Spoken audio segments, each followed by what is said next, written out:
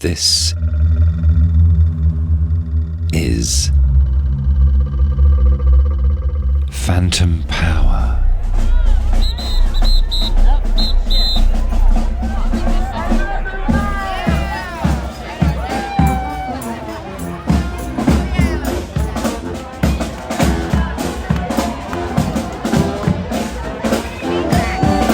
Welcome to another episode of Phantom Power. I'm Mac Haygood.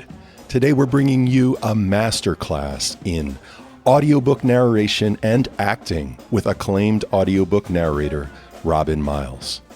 But first, if you're wondering about the brass band music in the background, I just got back from Carnival in my hometown, New Orleans, Louisiana.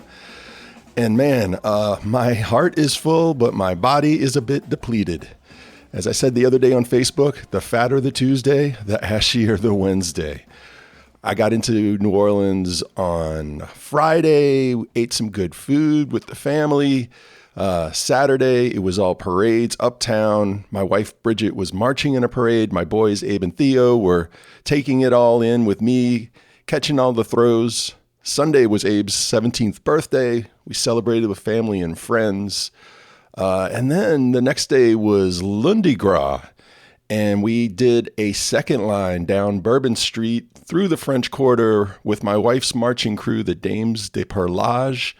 The Dames learned beadwork from the famed Mardi Gras Indians, and they work on these amazing beaded costumes all year long. In fact, Bridget listens to a lot of audiobooks, especially those narrated by Robin Miles, while she works on her beadwork every night. And so it was amazing to just see the fellowship of these women out in the street dancing to the sounds of the big fun brass band that y'all just heard just now. What a beautiful day. And then on Fat Tuesday, I hung out in the Marigny area. There were a lot of great DJs with kind of small mobile sound systems on different corners, and we were just dancing in the streets all day. And then it was Ash Wednesday the next day. After all the day-long drinking and fried food and king cake, I ate vegan all day. How's that for repentance? And I went and bought some Louisiana music and history books at Blue Cypress Books uptown. And I even went to church, although I didn't get any ashes because I haven't been to confession in about 40 years. But like I said, my body's depleted, but man, my soul is full. It was just so beautiful, so real. The only time I touched my phone was to, take a picture or meet up with somebody. Man, do it. If you haven't been there, go. Okay, let's talk about today's guest. I am so excited. Robin Miles is an American actor, casting director, audiobook narrator, and audiobook director. She has narrated over 500 audiobooks. She's won every award you can think of in this space. In 2017, she was added to the Audible Narrator Hall of Fame. She holds a BA and an MFA from Yale. She's taught young actors and narrators at conservatories across the country, and she has an amazing talent for doing accents, which is something we really dig deep into in this podcast. It was a dream interview for me because Robin is my favorite audiobook narrator, and I really enjoyed getting into the weeds of her work. We talk about how she creates a parasocial relationship with her listener. We really dive into scene analysis in acting and also in narration. Like, how does she mark up a script or mark up a book to make decisions about characterization and vocalization? We talk about the International Phonetic Alphabet and how that's such a crucial tool for her accent work. We dig into some of her work narrating Afrofuturist fiction. So we talk about her work doing N.K. Jemisin's books or Nalo Hopkinson's books. And then we really get into a fascinating talk about the politics of representation in voice. Who should be able to represent whom vocally? What are the ethics around that? And she has, as you might not be surprised to learn, as a woman of color who's been narrating audiobooks forever and acting forever, she has a lot of really profound ideas about this topic. So I just learned so much from her.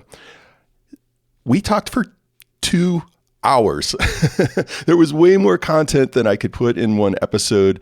So for our patrons, I have almost an hour of additional content. We talk about unionization, how she approaches nonfiction as a narrator, what kind of microphone she uses. We talk about Octavia E. Butler, there's so much more. So including our What's Good segment, where unsurprisingly, Robin makes some really great book recommendations. I mean, she has read a few books. So if you want to hear all of that bonus content, just go to patreon.com/Phantom Power. Membership starts at just $3 a month, and you're helping me pay for the expenses of making this show. All right, without further ado, here she is, Robin Miles. Robin Miles, thank you so much for being on the show. It is my pleasure. Thanks for reaching out to me. I have to say, it's a little bit uncanny for me to hear you speaking directly to me through my headphones, because you've been a voice in my headphones for so many years. And there's like this term in media studies that I think has actually gotten wide exposure now, but a parasocial relationship, right? Like, I feel like I have this relationship to you because you're my favorite audiobook narrator. Do you think about that kind of relationship often? Does that affect how you do your job at all? You know what? I would have to say that it's the cornerstone of my relationship to what I do and my audience, because, and I actually taught this lesson yesterday when I was in the classroom to my audiobook class. The very first thing that you have to do as a narrator is establish a relationship with your listener. And, they're not physically, corporeally there, so you have to project it. And I always tell my students, you're not talking to a group of people. This is not an address, a public address. Your listener is one person. And so, as they're practicing and getting used to talking to one person, I say, you can use the person sitting next to you. If you're in a booth, you can use the engineer, if you're lucky enough to have one, on the other side.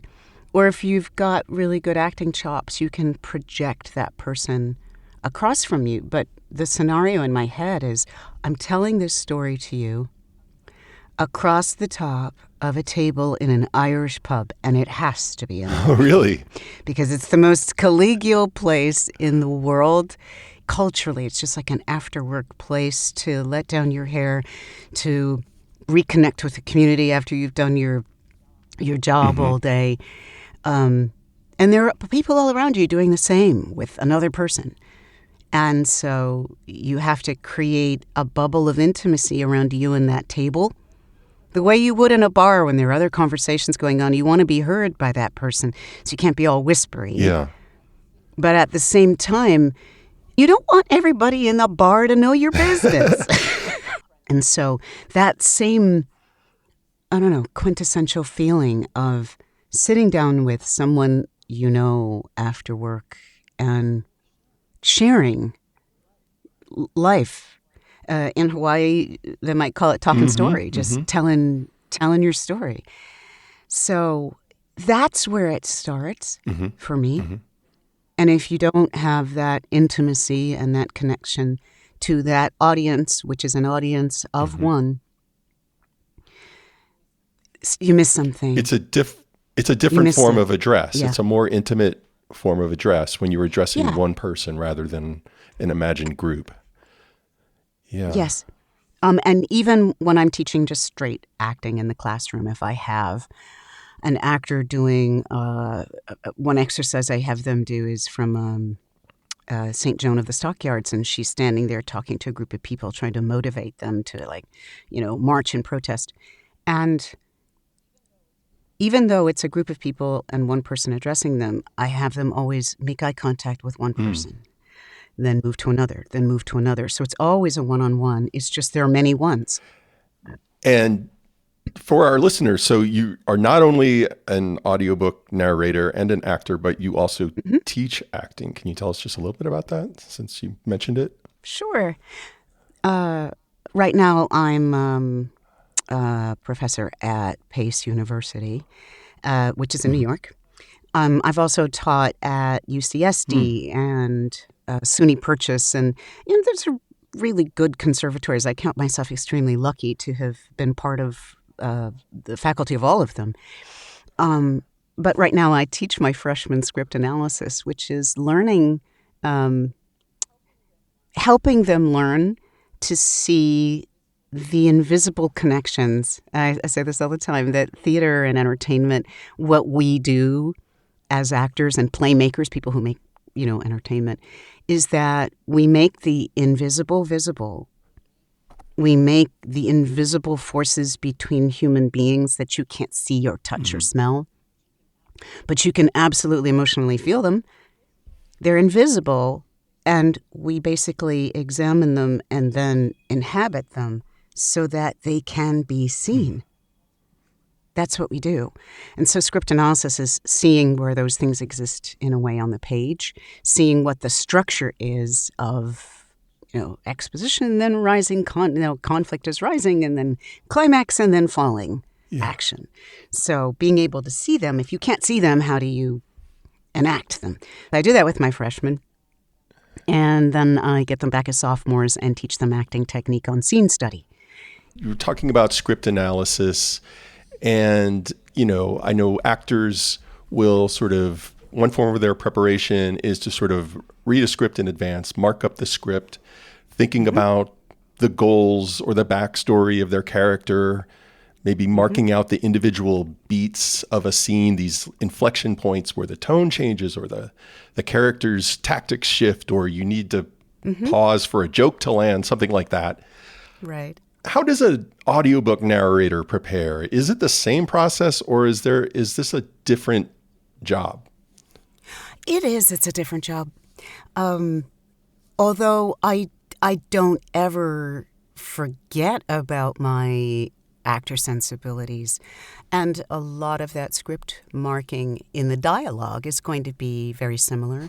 Scenes, because they're scenes. Yeah.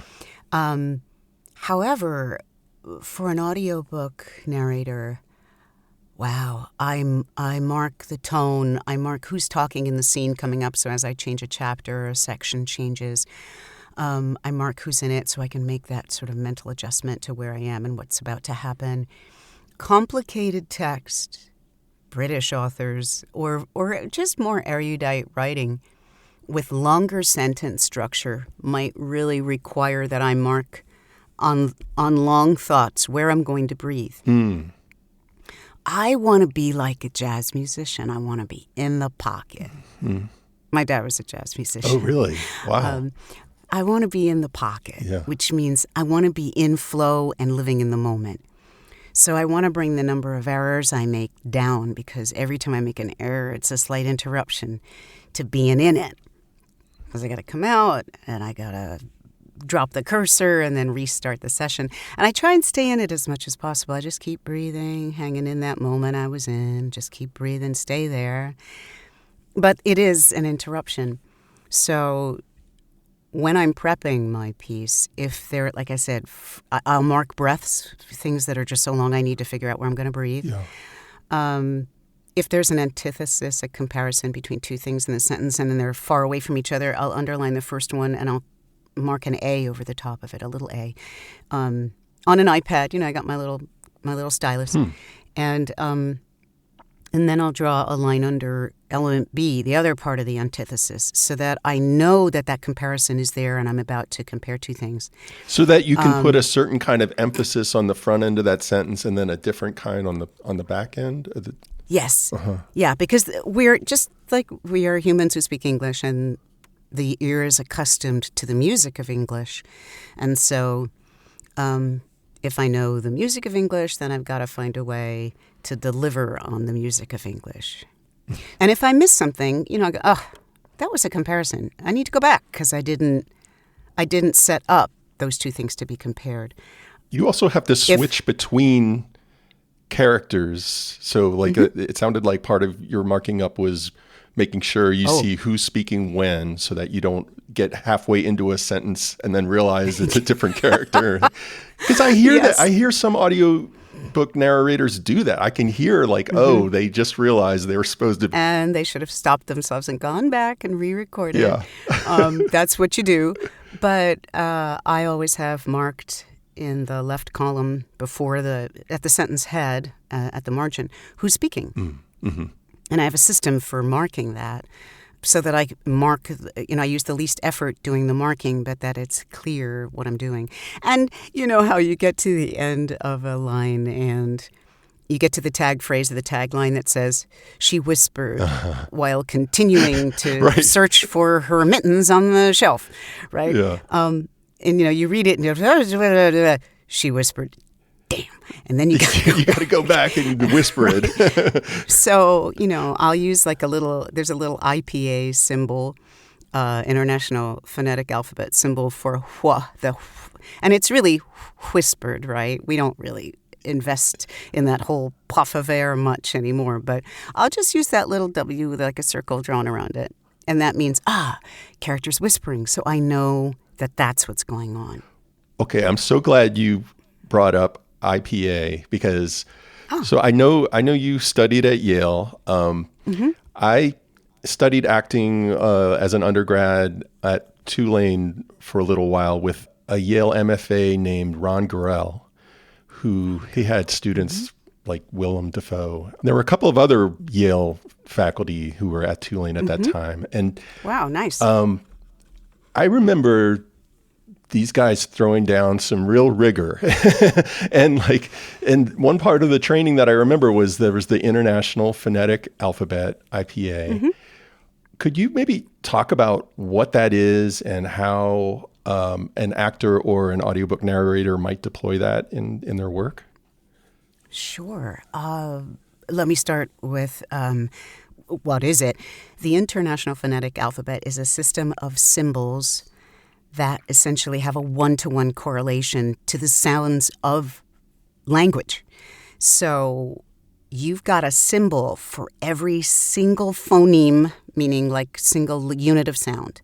So every consonant, like k, p, t, v, all have a symbol.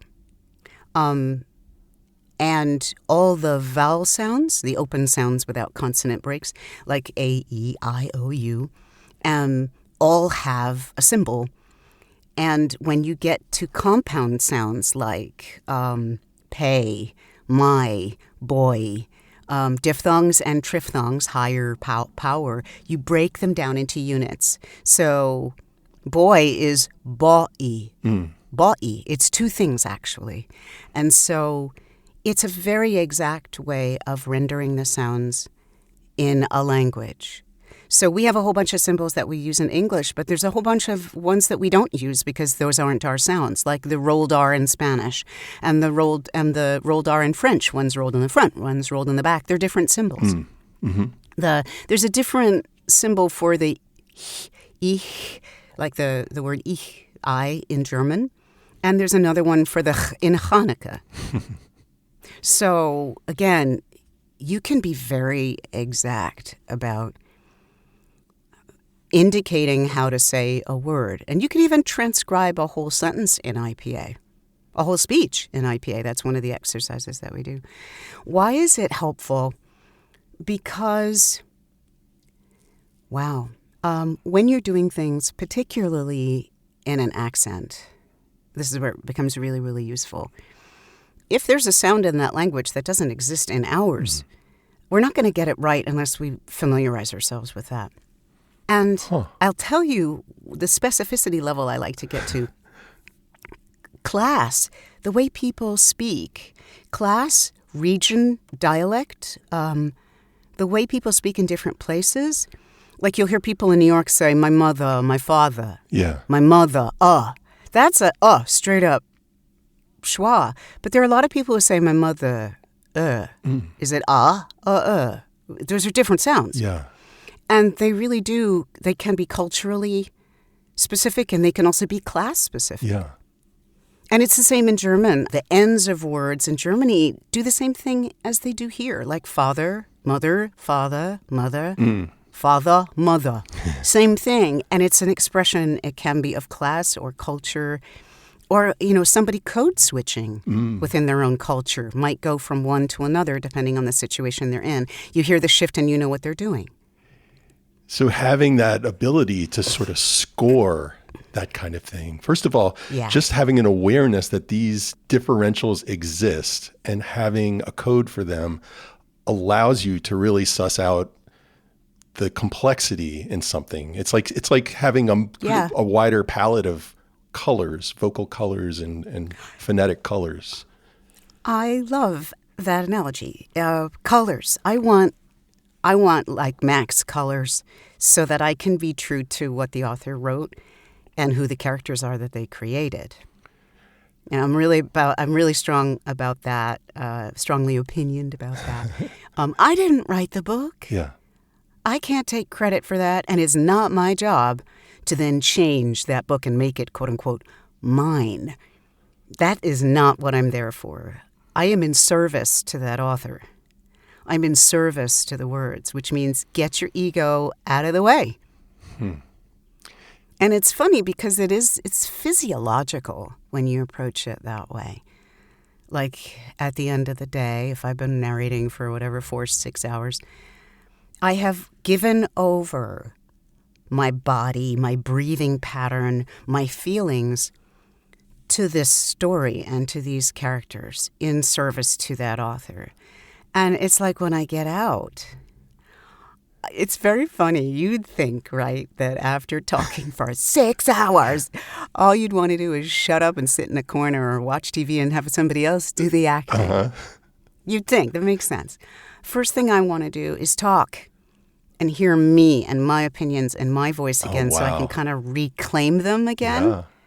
Because I've let them occupy my space for the last 6 hours. I mean, I love this idea of being like physically embodying a text and kind of being possessed by a text and being the tool of this text, like physically. Like that's a fascinating thing to think about.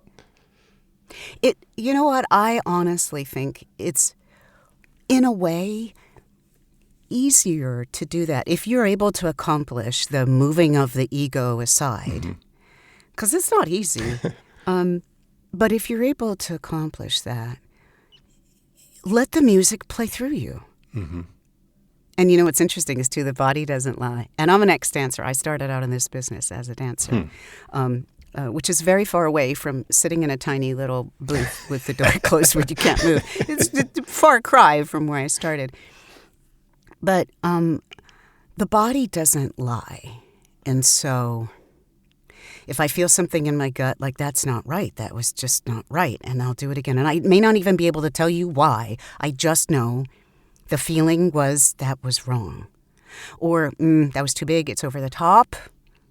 My body is like going, nope, nope, nope. And I just have to listen to it.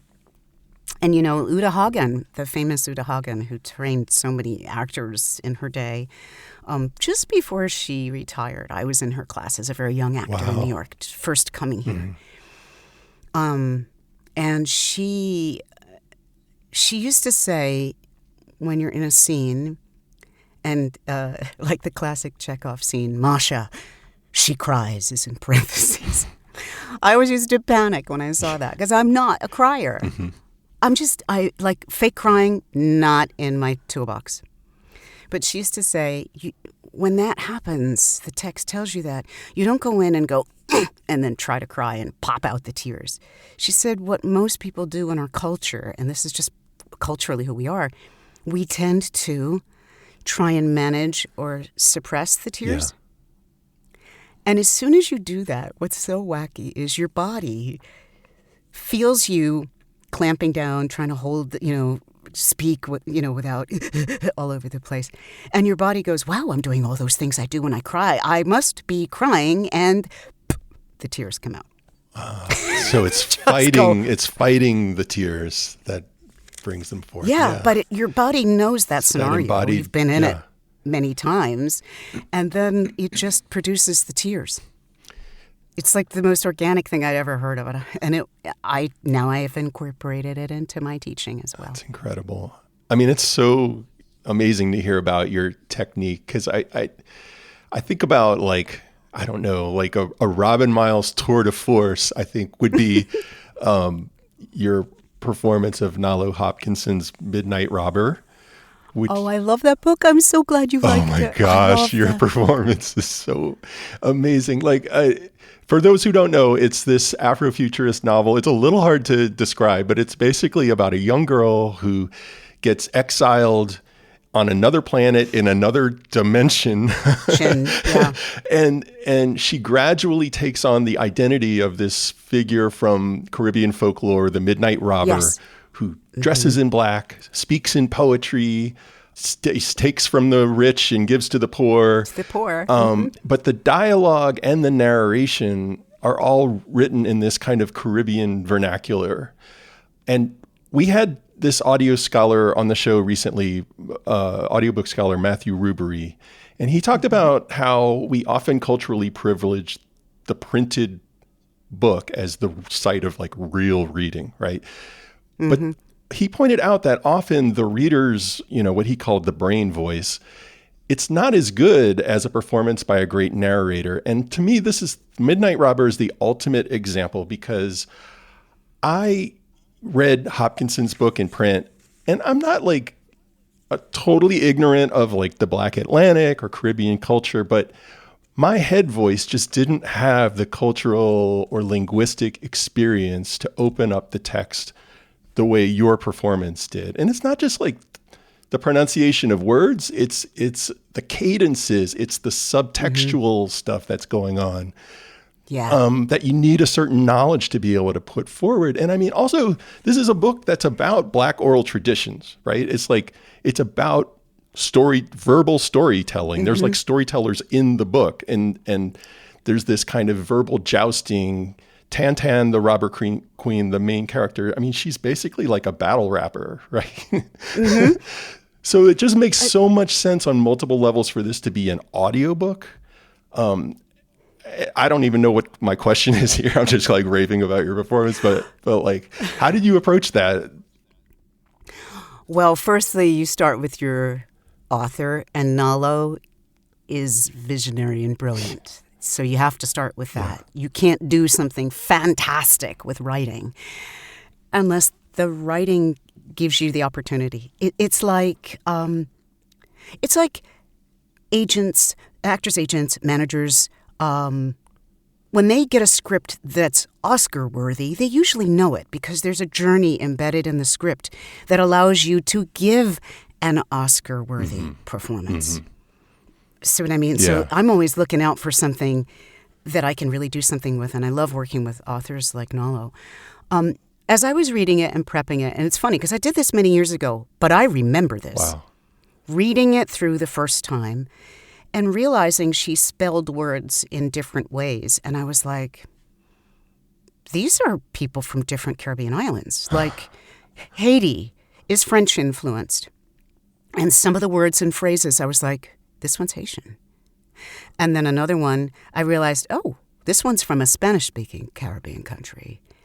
And this one's from an English delineated Caribbean country. And so I noticed that running through, and I finished the book, prepped it, and I went, I got to go back. Do it again and mark for that before I started. And is this knowledge that you had from your studies of phonetics or I studied Spanish in high school through college. Okay.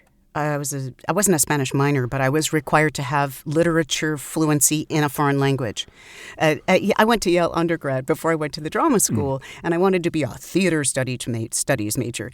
But they had decided, oh, you're not coming to Yale and just parking yourself in acting classes and getting through. No. Huh. So they devised these units. You had to decide what you were interested in. And for me, I loved classics. So I had one unit in that, and I liked politics. I had another one with political theater and then politics of an era. But you had to have foreign language fluency. and be able to read dramatic texts in that foreign language. Spanish was mine. And then I also decided to take on a third language, which was French, so I studied that while I was there. So that allows me to wrap my lips and my tongue around the sounds and the words and the phrases and like how they connect in other languages. But wow, I'm not even sure if I'm answering your question. I think I'm far away from it. No. I mean, well, there's the linguistic piece. There's also the cultural piece. Cultural piece. My family is from my nuclear family is Jamaican, but I also have cousins who's like their dad's from Antigua, and so we're kind of a multiracial, multicultural, and on my mom's side, Caribbean-based family. So I grew up with my great aunties, and they all had accents. And I grew up with my grandparents, and sometimes you grow up with a generation that comes from somewhere and they have an accent, and you're a kid and you don't actually realize it. I didn't realize it till way later that I'd been living in a house with two people who had strong accents. Yeah. But they had literate accents because they were both English professors. Oh, wow. My grandfather was a professor of Shakespeare and Victorian poetry. Those were his two subjects. That's your grandfather? Is this the Jamaican side of the family? Yeah, this is the Jamaican I mean, side. this might be a stereotype, but I've had friends tell me that Jamaican parents are like very demanding about academic excellence and stuff. It's kind of slotting into that stereotype. Oh, we have a couple of stereotypes that always make me chuckle. The other one is like Jamaican folks are always employed because we'll take 2, 3, 4 jobs. And friends of mine used to laugh because when I was at Yale in school, I had no money. I was on financial aid, and I worked in a sweet shop. I worked in the office running like a little theater. I was a Yale bartender, so I was being shopped out to different places to bartend. And a couple of my friends would be like, how many jobs you got? You got 3 jobs? What's the matter with you? You lazy? 3 jobs?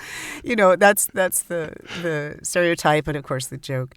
But that's what I had to do to make it through school. I exhausted myself, but somehow made it through. Oh, well, so this is incredible. I mean, you were bringing a lot to the table in terms of interpreting this particular text. Yeah, it was a really good fit. And fit I do think is a lot of it as well. I'm really lucky. I fit this industry really well. And the only reason why I found myself here, because I got out of Yale Drama School, I was booking work. I was going out doing a thing, a regional theater, coming back. I was doing short spots on soap operas before that whole thing folded. I was doing the thing you do. And then I got a Broadway show, that's what actors do.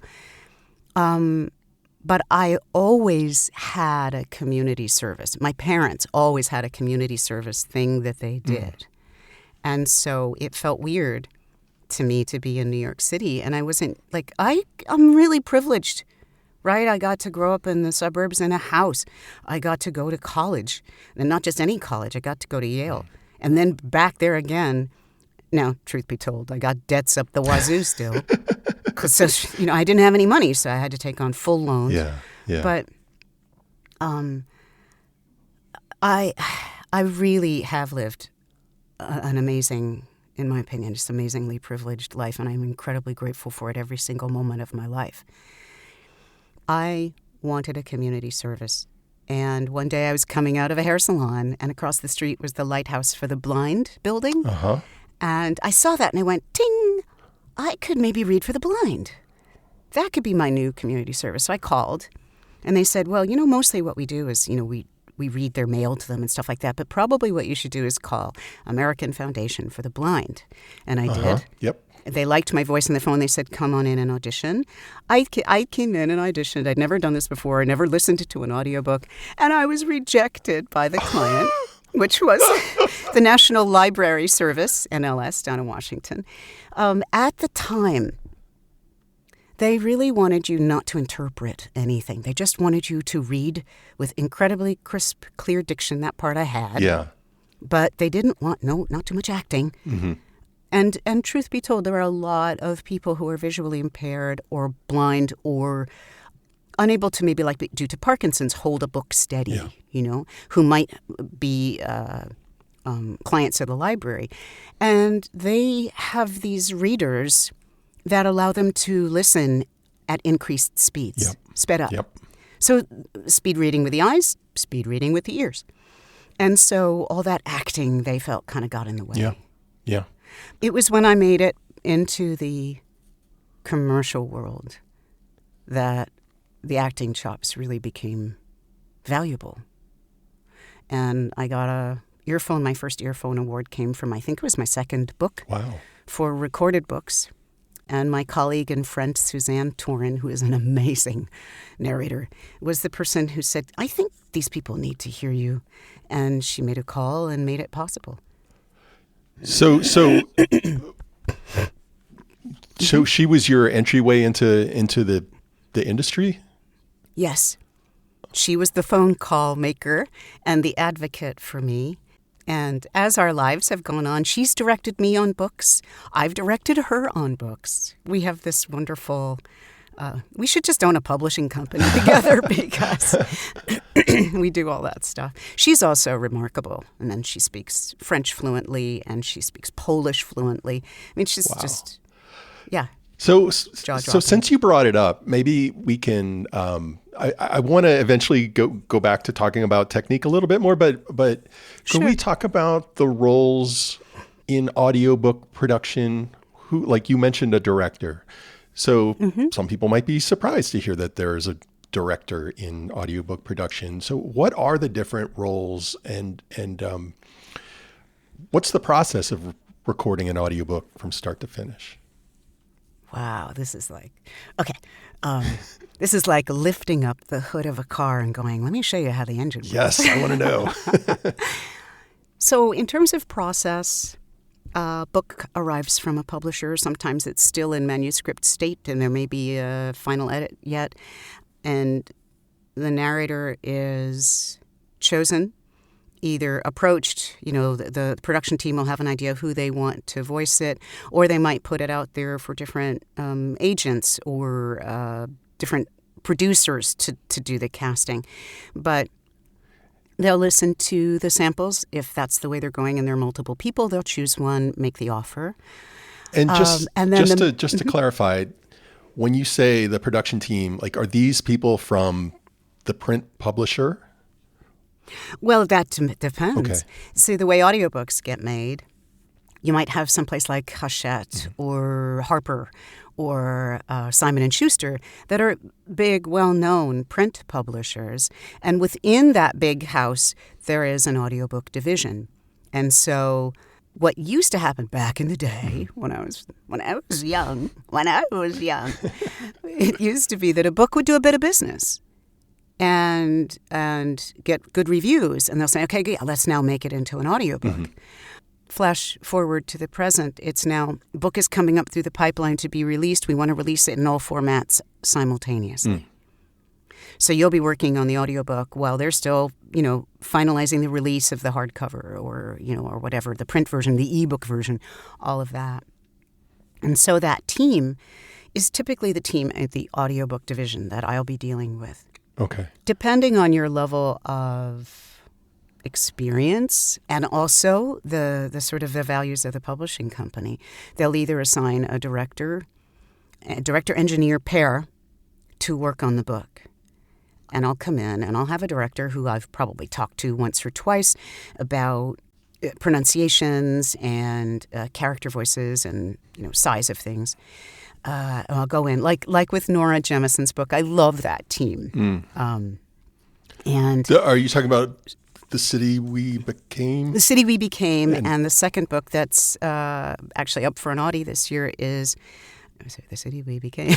The second one, oh my goodness. Is right. Yes. The other one has a similar title. Yeah. Now I'm forgetting which one is which. I have to go back and take a look because I forget which one's which. Elise Green and Michelle Figueroa and I are a team. So I go in and everybody's got their ear listening to it and everybody has their knowledge pockets. So Michelle will bring in something that she knows from her neighborhood or her culture or her background. And Elise will bring in something that she knows. And she's a really good director. Like, I get actual directions from Elise. I love that. And I love that and I welcome it. There are a lot of audiobook narrators who don't really want to be directed. Mm-hmm. Mm-hmm. But if I can give that you be my outside ears job to somebody else, I feel I can kind of just, again, stay in the pocket. Yeah. Come out of it less. Redo things. That series also, those two books, also have a lot of post-production on them. It's not only a performance, there's sound effects. Mm-hmm. It's like audiobooks at another level. And it's on steroids because it really is huge, wonderful characters, performances. A wonderful villain who allows me to use every sound of my voice, because she's literally otherworldly. Yeah. Otherworldly. And even though they're big and otherworldly, you still have to ground it and remember making the invisible visible. What's driving her? What is she feeling? What is she experiencing? What does she want? Who is she talking to? And how is she trying to get what she wants? You still have to ground it and all that stuff. Even if you make the colors, you dial up from pastel, which you might use in a more everyday novel. A mainstream novel, you have your colors are more in the pastel range, or the majority of them will be. Yeah. And then, like with The City We Became, you're just going to dial that into Technicolor. I haven't gotten to that one. I did listen to N.K. Jemisin's Broken Earth trilogy, which you did. Love that. And it's kind of interesting because, if we were compared to, say, Midnight Robber, mm-hmm. you kind of had this world of accents, but all within the Caribbean. And then, but with something like Broken Earth, it's like this whole planet, and you've got everywhere. You've got people of different races, different cultures. In some, I guess in a lot of books, because you do a lot of science fiction, speculative fiction, you've got people of different planets, different species, people who aren't people, people who are other, alien species. How do you approach voicing such a diverse cast of characters as a narrator? I am so glad that you asked that, because to me that is so much fun. It really allows me to be as creative as I can be. When I have a fantasy world or a sci-fi world, planets that don't exist, mm-hmm.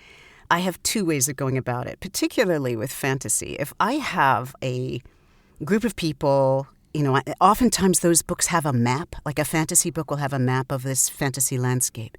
And so you'll see the terrain and you'll see, these people live off the coast on this big island, or these people live up in the mountains. I'll choose one or two accents that would be considered, easily identifiable. And I'll either assign it to that group regionally, or if it's fantasy and I don't want to pull too much from one accent, I'll do what I call a mashup. Mm. So I'll take, for instance, I'll take the sounds of German, and then what I will do is I will add the rhythm pattern of Nigeria. Because this is a race of people who are dominant in their area, culturally dominant, or militarily dominant. And so I'll take two cultures that might have those characteristics or have operated that way in our world, and I'll just go mash them together. You are playing jazz. I love it. I totally love that. So I've done that with a couple of things where I'll just take, that was one of my ones that I remember, is taking German sounds and then mashing it up with the rhythm of Nigerian speech. But the other thing is, I had friends at the drama school who were from Norway. There's a pipeline of Norwegian theater artists, and Scandinavian really, it's not just Norway, who had come to Yale Drama School, which we're supposed to call now the David Geffen School of Drama. Right, yeah. It's now got a new name. And so I was around them a lot. And then when I was in New York City in the Uda Hagen class, I had two friends, one Swedish, one Norwegian, who were in class with me. one of which I'm still friends with. I still keep in touch with Christian. And so I got to be around a lot of people who were from Norway and Swedish. And so I started to be able to really hear their speech. And sometimes I'll tinge it with a little bit more German, or just so that it's not so strictly one thing in a fantasy novel. Right. Or sometimes it's like, oh, she's just so straight up this thing or the other. I always feel like also I want to add sounds from different cultures that generally don't get represented because people just don't think of them. Oh, wow. So yeah, I'll try and add it. There's a Hawaiian character, and it's not deeply, strongly. I just need flavors. Yeah. But just so that it's. I'm creating that ideal Star Trek world. When Star Trek hit, it was like they had this spaceship with people from all these different countries that are often at war or totally marginalized. Yeah. And they're all working together to do something greater than themselves, that's what theater does. The whole is greater than the sum of its parts. Yeah. And the sum of its parts are varied. Yeah. So that's my way of sort of casting the world so that it reflects the world that we see now in the world that we hear. I mean, you're talking about the politics of representation in voice there, right? Absolutely. And I mean, I guess I can see two different, like a certain tension there, right? Like the history of American radio is, especially early history, is really rife with minstrelsy and the sort of the misrepresentation of Black voices. Even as recently as 2020, there was this case where the hip hop scholar Regina Bradley, there was a white voice actor who read an essay of hers. I don't know if you heard about this, but I honestly don't know what this guy thought he was doing, but it was like this really bizarre and really offensive dialect. It just sounded outrageous. Those things are like clearly way beyond the boundaries of like ethical representation, right? But on the other hand, I could see another kind of danger, which is to say, well, only, we sort of vocal segregation, like people are only allowed to voice people who are exactly like them. And and which could lead to typecasting, right? Like, so I guess I'm wondering, how do you think about that? Have you ever felt like you're being typecast as a woman of color? Like, I'm just curious about that. This is, wow. You've basically, that's the story of my life. I remember being a young actor, and I was a musical theater actor, so I was a singer, when Les Mis was coming here and casting. And they would not see a young actor of color to play a street urchin, child of a prostitute, and there's no father in sight. So, frankly, either one of those roles could have been anybody, really. They absolutely would not allow me to audition. Wow. Now, Poetic Justice, what is this, 30 years later, I saw the final production before it closed about, maybe 8 years ago. And there was a Black actress playing that role. But I couldn't get anywhere near it. And I'm a vocal person. I am. I remember going into an audition once. Now, I had an agent. So I'm not talking about like nobody unrepresented actor that people don't know whether, you don't have anybody to vouch for you. Yeah. I literally was in 3 of us studios, big studio where they audition. And I was auditioning for one thing and I saw, Craig Lucas play. And I like Craig Lucas's writing. So I went across to the people running that audition and I said, I'd really like to audition for this blah, blah, blah role because I know the play. I said, I'm at J. Michael Bloom. Philip Carlson's my agent. And we're talking about a powerful agent. This is the agent who tapped Paul Giamatti and I at the same time at the end of our year. He took the 2 of us. That's it. Paul Giamatti being another Yale grad. Yeah. We were in the same class. We were with Lance Reddick, actually, the 3 of us. God rest his soul. He passed recently. Wow. So sad. So I said, I can call my agent and have them submit me.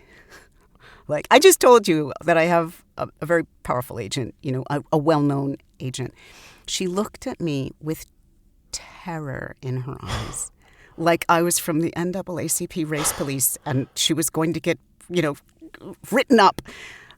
This is 30 years ago. They were not open.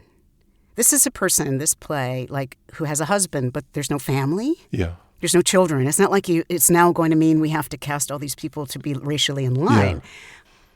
Yeah. It was easy. That was easy. We do this all the time because we're in Shonda land. We're in Shonda Rhimes land. Mm-hmm. And everybody wants a piece of that success that Shonda has. And so including people of color and lots of cultures is part of what she does. Yeah. And other people are doing it now, but 30 years ago, no. How does that relate to audiobooks? I tell my students all the time, be careful what you ask for. You might get it. If you want to segregate an industry and then only be able to play what your DNA test says you are, really? Is that really what you want? Think about that. So, but there is something, and it's because we're a culture that is so horrible at balance. Yeah. American culture has to be all the way over here or all the way to the other extreme. Yeah. And we keep literally throwing our weight all the way, missing the mark. Is that called hamartia in Greek, missing the mark? And then all the way over to the other side, completely missing the whole middle ground that's balance. We are a culture, and I use this metaphor. It's like we have this basket of shoes. And the shoes are the stories of all the cultures that are in our culture. We're a multicultural place, right? We got all these different people from different places. Yeah. But we also have a lot of groups that get marginalized, whose stories aren't wanted and weren't told for many years. And I mean women. I mean the queer community. I mean the Native American community, the Hispanic community, the Black community, the disabled community. There's so many people that have been othered and pushed to the fringes. And it's like, we don't want your voices. And they're also told they can't be American. That's a big question. Like, who can be American? Right. Who can play the role of just an American that's just been written? It's beginning to change now, but we're also looking like we're going to slide back. So there's this bucket, right, this basket of shoes, and white actors and white culture are taking out the shoes that belong to all these other cultures and not even letting people who are of those cultures wear their own shoes, which is where you get yellowface and blackface and brownface, or erasure, taking like a role that is maybe based on somebody who was Black or Hispanic, and then just rewriting it and making them white. Yeah. And the danger of that is that you have a lot of white supremacists in this country who will tell you how Black people and Hispanic people and other people have never contributed anything to this country. Mm-hmm. Because their contributions aren't included in the history books. And when entertainment takes their story and makes it into something else, half the time they're completely erased off the planet. So you don't even know that, they came up with this invention or that invention or were prominent in this, that, or the other. And so you got a whole bunch of people who really believe it because they don't even know. Right. It's just not in the history books. So my position is, we are in a healing beat. I'm trying to find this middle ground, right? We're trying to enter this middle ground. But the first thing that has to happen is you have to give those people their shoes back. You have to give all those groups their own shoes, their own stories back to write, to generate from a place of authenticity. And then you have to allow those actors that know that experience to portray them. And once that's been reclaimed, and we've been allowed to be who we are and also be American, we will have the grace, I do strongly believe, to put the shoes in the basket and say other people can pick from them when I'm allowed to pick from the basket too. Yeah. Do you see what I mean? But we keep going back and forth between these two poles. And the truth is we have to figure out a way to achieve middle ground. We do. We have to. Or else we're just going to keep experiencing this over and over again. And I belong to a university, and it's like any other place that wants to have more inclusion and understanding between groups that are very different, I'd go to a DEI meeting and then I would start to hear or experience the ire that white people, as opposed to non-white people, have about this process of bringing other people in. Mm-hmm. And we had some experiences where agents right now realize they don't have people of color in their roster. Like a whole lot of people of color and the queer community as well. And so they're trying to fill in those gaps. And so there's this fear that, oh my God, agents want people of color. They don't want white people anymore. And I raised my hand and I just stood up and I said, wait 10 minutes. Right. I've been on this planet long enough to know if you wait 10 minutes, the pendulum is going to swing back at you. It always does, because we can't seem to get in balance. And then it'll go back and then we're not wanted anymore. When I was out there, I had agents who were interested and say, but we have one black actress, so we have two that are, like we have a dark-skinned person and a light-skinned actress. They couldn't afford to have any more. Yeah. Because there wasn't enough to employ all the people in their own house. So they'd literally have their own two actresses competing against each other for a job. And with no other job behind it. Because there weren't enough jobs. Right. So that's what I grew up with and came out of. And yeah, it's changed so much so that I'm like, okay, I'm ready for my close-up Mr. DeMille. All right, I'm going to go, decided I'm going to go back and seek an agent and actually let them do my negotiations, because I've been doing it as a business person on my own for a long time. So the politics of it, I know that was the original question. Yeah, no. We have to first let marginalized people have their shoes back. Let them write their stories, perform their stories, before we expect them to be generous enough to put their shoes back in the basket they've never been able to draw from and that their stories have been taken to. Right. Let them have them, And I don't feel the same way equally, because I don't think it's an equal situation. When it comes to marginalized people and people of color, ethnic minorities especially, but I really do include all marginalized people. And I didn't mention Jews as a group, but they have gone through this too. Mm-hmm. And now it's happening again with the politics in the world. Yeah. So if you're from a minority group, and like African Americans are about 12% of the population, Asians are less than that, Native Americans are less than that. Right. If you're from a marginalized group, you are surrounded by the dominant culture. It's everywhere. And you better know how it works if you want to survive. If you want to get and hold a job, if you want to make it through school, if you have to negotiate uncomfortable situations in which you are always the minority. You may not have an ally or an advocate. You have to learn how do they work? What's important to them? How do they express it? What do they sound like? What do they sound like? How do I fold into it so that I don't stick out? You have to learn all of that. Or you just grew up in it and you don't know any other way. So typically you're going to find people who have that pressure to blend in, to disappear. Of course they're going to be able to play characters in the dominant culture. Mm-hmm. We've been adjacent to that, not to mention we raise your children and we clean your houses. We are adjacent to your culture or part of it constantly. So it's much easier for a black actor or a Hispanic actor or an Asian actor to play a character outside of their race, if it's dominant culture, than it would be for a white actor who might not have access to any of those things to play a black character or an Asian character. I mean, it's just the numbers. Right. And the reality of our survival. And then the reality of available roles, it wouldn't really make a lot of sense to give a job to that white actor anyway. Yeah. There is, so that's more of the politics. Yeah.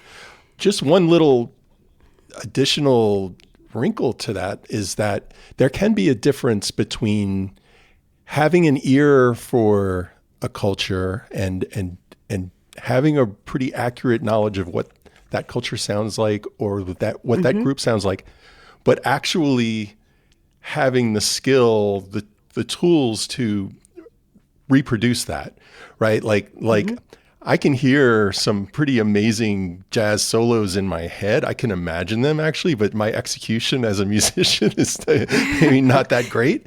And just to give you an example, nothing takes me out of a book faster than a male narrator who can't do women's voices or a female narrator who can't do men's voices. And we get on with the men, they quite often will do this kind of breathy, high-pitched thing to signify a woman, or women will do this sort of low, dorky, Barney Rubble sounding thing to signify men. Yeah.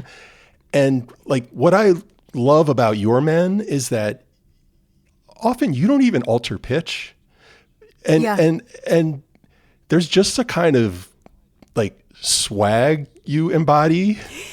That's it. You know it. You heard it. like you're in touch with the masculinity of the character instead of doing some kind of vocal drag show. I don't know, does that resonate for you? Like how? I don't think I've ever heard that put better, to be very honest. It's not being male. It's using the different aspects of masculinity. That's what it is. And like I start with a couple of different soup bases on that. Like my beef broth is like toxic masculinity. The kind of guy who can't show any emotion. Kind of guy is like, just cut off. Yeah. Doesn't let anything in, doesn't let anything out. Very protective. But again, it's frontin'. And I think it helps. I have played a man on stage a couple times. I was playing Jenny in Threepenny Opera. But she doesn't come into like the third act. And so the first two acts, they want to save money on hiring actors. I was one of Mackie's gang. So I went quickly, got my dad's fedora that I keep stuff like that. I have my grandfather's sweater. I got my dad's fedora. And I actually wore it on stage. And I put all my hair up underneath it. And I drew on a little mustache the way my dad used to wear his mustache. And my sister and my mom came to the show. They had no idea that gang member was me. Whoa. Yeah. And then, but it's, and I put a sock in my pants, honestly, because think about that. Like, male sexuality is externalized. Female sexuality is internalized. So it's hidden. It's got this little mysterious quality to it. If I'm all aflutter and hot to trot for you, you're not going to see it because I have a bulge in my pants. Right. I'm not going to be given away. Yeah. Whereas if I'm a guy, I might be. And secondly, if somebody wants to really hurt me and cripple me, all they got to do is kick me in the balls and I'm going down.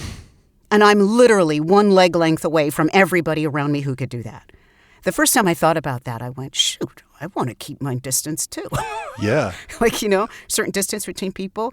So thinking about the physical reality of maleness and also thinking about masculinity, the qualities of masculinity. We all have them to a certain extent, and they blend with femininity to whatever blend you need. That's what I think about. And then I might make a little, vocal change. A couple of guys that I know when they talk, their vowels are always really long. Like all this air is going through their vowels. And so like one of my guys will have like a vowel thing that they do when they talk. They hang in their vowels. So that, to me, was also something I was like, mark that. I could use that. I know a few people who are like that. Yeah, that's so interesting. Is that a vocal expression or is it a physiological thing because they have like a bigger, I don't know, larynx or? I don't know. Honestly, I heard it. And when I tried to embody it, I got feelings. Yeah. That were different from my feminine feelings. And I was like, okay, check, mark that off. And that's right. And it's working for the listener because it's working for you. It's feeling right in your body. And somehow that comes across to me as the listener. Yeah. It's interesting, too, because I mentioned tears and crying before. I have this videotape of my Uncle Charlie being interviewed. And it's like a home tape. It was somebody who wanted to interview a Tuskegee airman about being in the Corps and then coming back stateside. And in the course of this interview that I watched, my Uncle Charlie was talking about coming back and then being denied pilots' jobs. These guys were fighter pilots, and they couldn't get a job with any airline because they were black. I mean, solely. Yeah. And also the experience he had, very specifically, he was talking about hurts and slights that he endured. That was one. And then he talked about, during the war, coming back stateside, there were German officer POWs that were held in detention on American soil, as well as in other places. But you had these detained German officers that were permitted to use the officers' club for recreation, and the black officers were not. Amazing. And in time of war, if you disobey a direct order, that's treason. Right. To disobey a direct order. And so what they would do is the officers, the lieutenants, the captains, etc., my uncle was a lieutenant colonel, would go to the door of the officers' club 2 by 2. They'd go one night, and they would be told they could not enter and they had to go away. And then those 2 guys couldn't come back again. They couldn't. And then they'd send another 2. But as he was recounting that, the pain of literally risking your life for your country and being a patriot and a military officer and being denied like that, he began to tear up and cry. And so, and this is a big, barrel-chested, masculine man. And so I was able to see how qualities and experiences filter through that. Mm. I try and keep my eye open for dualities, because that's what really makes humans interesting, is the thing that you are crossed with a thing that people don't expect, or something that contradicts it in some wonderful or wacky or ironic or sad way. You seem to be like radically in touch with the world around you and with what other people are doing. To me, what's coming across is like that's central to your craft. It is. What does an empath do with all that empathy? I feel like I landed in just the right place. And again, this was plan B. This wasn't even plan B. This was like plan C. It was my community service that then turned into something greater. And I do think, I've played slaves everywhere. I've played slaves in every state of the Union. I've played slaves on different planets. And it's, after a while I was sort of like, I had to tell my publishers, I had to turn down a couple of things. I was like, because filtering that experience is very difficult. So I can only take on a number of them a year, honestly. But it's the same way that experience I feel like I can enter into without a lot of effort, because now I know it so well, and I've read a lot of material and seen a lot. But I also feel that sometimes the marginalization and that feeling of being on the edge and being not fully accepted has a lot of similarities from marginalized group to marginalized group. And so I do think, I tell my students, my actors, if you're going to climb into an experience that you're not fully familiar with, you have to find a window of some sort of familiarity that you can identify with, and then enlarge it and crawl into it and allow more of the experiences to bleed out from the common one that you have. Mm. If you don't have a common one, you might want to rethink maybe doing it. Oh my gosh. Well, it's been such a pleasure to talk to you. I've enjoyed this so much. Thanks for doing this. Likewise. It was my pleasure to be here. I always figure I don't try and push anybody who hates audiobooks to listen to audiobooks, although I will tell them you hate them for the wrong reason. You need a really good narrator. You had the wrong first experience. Yeah. But the fact that I can meet people who love audiobooks and who really appreciate my work, that tells me that I haven't used my time and all that effort that I put in vain. It's helpful, it's useful, it's enjoyable. So thank you. You validate all that I do. Well. And it's really important to know you're not like talking into the void. Yeah. Well, my pleasure.